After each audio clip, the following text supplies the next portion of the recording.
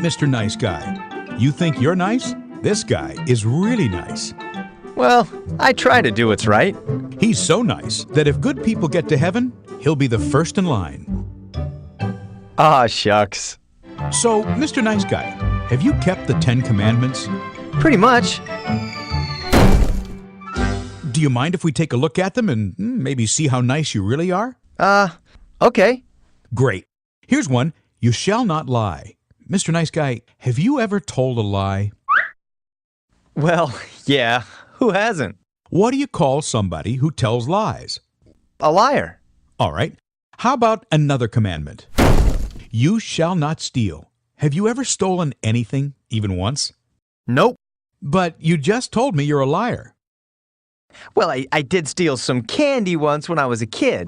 And what do you call someone who steals? A thief. All right, let's try another one. You shall not commit adultery. Oh, that's easy. I'd never cheat on my wife. Hi, handsome. Oh, baby! Jesus said, if you even look at a woman with lust, you've already committed adultery with her in your heart. Oh, right. One more. You shall not take the name of the Lord your God in vain. Have you ever used God's name to curse? Oh, my... That, Mr. Nice Guy, is called blasphemy. God gave you life and breath and everything you have, and you've dragged His name through the dirt. So, by your own admission, you're a liar, a thief, a blasphemer, and an adulterer at heart. And that's just 4 of the 10 Commandments. Okay, so I'm not perfect. Well, actually, it's worse than that. Suppose we could put a chip in your brain that would record all your private thoughts for an entire week and then play those thoughts on a giant movie screen for all your friends and family to see. That would be embarrassing. Yeah, I know. The Bible says God knows everything, even the secret thoughts of your heart. Well, compared to some people, I'm a saint. Yeah, that's true, but the standard is God's law, not other people.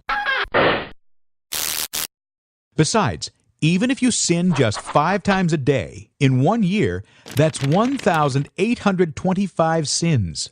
And if you live to be 70 years old, you'll have broken God's law over 127,000 times. You'll have to answer for every sin on Judgment Day, when the Bible says each of us will give an account of himself to God.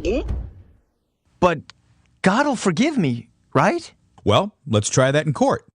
Hey, look, I know I keep breaking the law, but hey, catch up, well, just let it slide.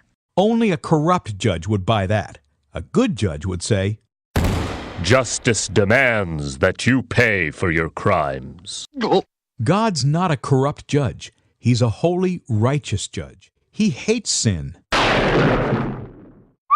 Jesus warned that on Judgment Day, everyone who had sinned against God would justly end up in a terrible place called hell, and there will be no escape for all eternity. Well, then, how can anybody get to heaven? There's only one way.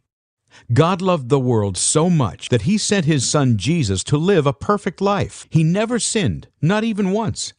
Then, Jesus offered to take the punishment for guilty sinners. He was whipped and beaten and nailed to a cross and died so that justice would be served and sinners could go free.